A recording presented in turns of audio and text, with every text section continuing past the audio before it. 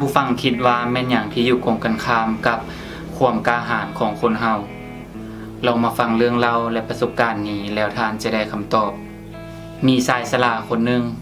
ลาวอาศัยลำพังอยู่ในตึกที่สูงด้วยความที่เราเป็นคนที่ฮักในการปลูกดอกไม้หลายแต่ละมือเราจะปลูกดอกไม้ใส่กระโถดอกไม้แล้วนำไปวางอยู่ขอบองเยี่ยมแต่บังเอิญมือนึงเราได้เผลอเฮ็ดกระโถดอกไม้นั้นตกลงมาจากปองเยี่ยมเลยให้ลาวนี้ตกใจหลายและคิดว่ามือนึงถ้าบ่แม่นกระโถดอกไม้ได้ตกไปหันเป็นโตค่อยๆได้ตกลงไปหันจะเป็นเอาใดสิ่งดังกล่าวนี้เฮ็ดให้ลาวนี้มีความย้านกลัวหลายฉะนั้นลาวจึงบ่กล้าที่จะอาศัยอยู่ในอาคารที่สูงนั้นเพียงลำพังอีกต่อไปลาวจึงตัดสินใจย้ายเฮือนไปอยู่ในเฮือน2ชั้นและในการที่ไปอยู่ในเฮือน2ชั้นนี้เองในเมื่อเราย้ายเข้าไปอยู่ในเฮือนนั้นแล้วเราก็ได้จัดวางเครื่องของและหอบเอาปึ้มขึ้นไปชั้น2ของเฮือนเพื่อจะไปเก็บเมียนในชั้น2ในขณะที่เราขึ้นบันไดไปนั้นปึ้มก็ได้หลุดตกจากมือของเรากิ้งตกลงตามบันไดชายคนดังกล่าวก็ตกใจอีกและคิดว่ามือนึงถ้าบ่แม่นปึ้มนี่ตกเด้ถ้าเป็นตัวเฮาดิที่ตกไปหั่นเฮาสิแบบใดสิ่งดังกล่าวนี้เฮ็ดให้ลาวนี่วิตกกังวลและบ่กล้าจะใช้ชีวิตอยู่เฮือน2ชั้นนั้นอีกต่อไปลาวจึงตัดสินใจย้ายเฮือนอีกครั้งโดยการย้ายไปอยู่ในเฮือนหลังที่3เป็นเฮือนชั้นเดียวแต่พอเมื่อลาวย้ายไปอยู่ในเฮือนหลังที่3ลาวกำลังจัดเครื่องของอยู่นั้นลาวกำลังไปเอากระติกน้ำเพื่อจะมาเย็นน้ำดื่มลาวก็เผลอเฮ็ดกระติกน้ำหลุดมือตกลงไปนั้นลาวก็เริ่มมีความย้านกลัวขึ้นอีกครั้งเราย่างถอยกลับไปสะดุดกับตั้งและล้มนั่ง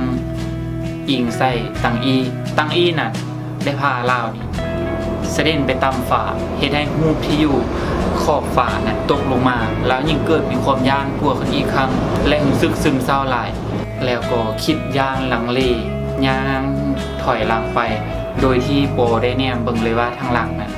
มันมีหยังในที่สุดลาวก็เผลอลงไปและเป็นทำอิฐที่ห่างกายของเราได้สัมผัสพื้นเมื่อเราลงไปแล้วลุกขึ้นมาเนี่ยไปเบิ่งอ้อมข้างจะเห็นได้ว่ามีธรรมชาติที่สวยสดงดงามเราบ่เคยได้อยู่ท่ามกลางธรรมชาติแบบนี้บ่เคยได้อยู่ท่ามกลางมวลดอกไม้ที่อยู่อ้อมรอบตัวเราแบบนี้จักเทื่อเฮ็ดให้เรานี่ใจเย็นและสงบลงแล้วเนี่ยเบิ่งกระทูดอกไม้ที่แตกนั้นและนำมันไปปลูกใส่พื้นดินพร้อมกับแนมเบิ่งดอกไม้นั้นด้วยความสุขและคิดว่าโอ้ชีวิตนี้สร้างงดงามทั้งที่ในอดีตเราบ่เคยสัมผัสกับบรรยากาศแบบนี้จักเทื่อเลยเราบ่เคยเห็นแบบนี้เราบ่เคยได้ใช้ชีวิตแบบนี้จักเทื่อเรามาค้นพบตัวเองอีกเทื่อนึงก็อยู่ในช่วงวัยชราอยู่ในช่วงบรรปลายของชีวิตแล้ว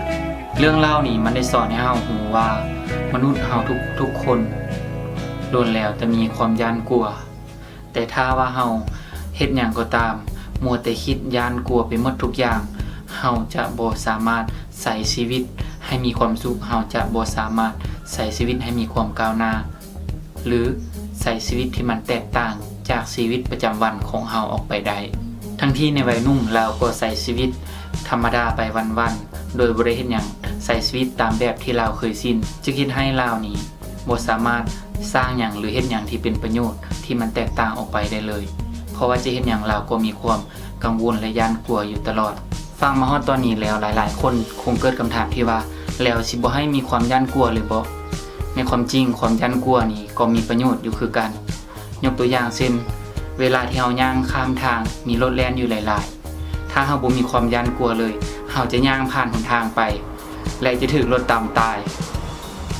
แต่ถ้าเฮามีความย้านกลัวเวลาเห็นรถหลายๆแล่นมาด้วยความไวเฮาจะพยายามหลีกความย้านกลัวนี่มันช่วยให้เฮานี่ปลอดภัยมันช่วยให้เฮาใช้ชีวิตโดยบ่ประมาทในบางครั้งเห็นได้ชัดเจนเลยว่าความย้านกลัวนี่มันช่วยปกป้องให้เฮานี่มีความปลอดภัยการที่ใช้ชีวิตในแบบที่เฮาเคยชินไปวันๆบ่ได้เกิดประโยชน์หยังนั้นมันจะเฮ็ดให้เฮานี่บ่มีความก้าวหน้าทุกสิ่งที่มีชีวิตอยู่ในโลกนี้ทุกอย่างที่อยู่ใน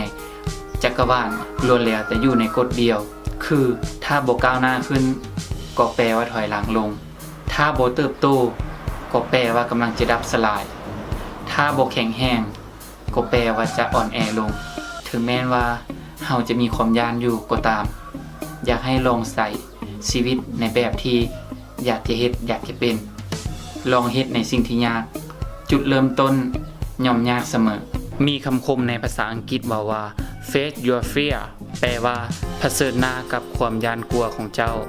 ซึ่งหมายความว่าการหลีกหนีจากปัญหาหรือสิ่งที่เฮาย่านกลัวนั้นบ่แม่นทางออกที่ดีเลย แต่เฮาควรจะเผชิญหน้าต่อสู้และเอาชนะมัน จึงจะหลุดพ้นออกจากความย่านกลัวนั้นได้บ่ว่าฝันของเจ้าแม่นหยังเบิ่งมันให้เลิกลงไป มันเฮ็ดมันทุกๆวัน เวลาเท่านั้นจะบอกสบายดี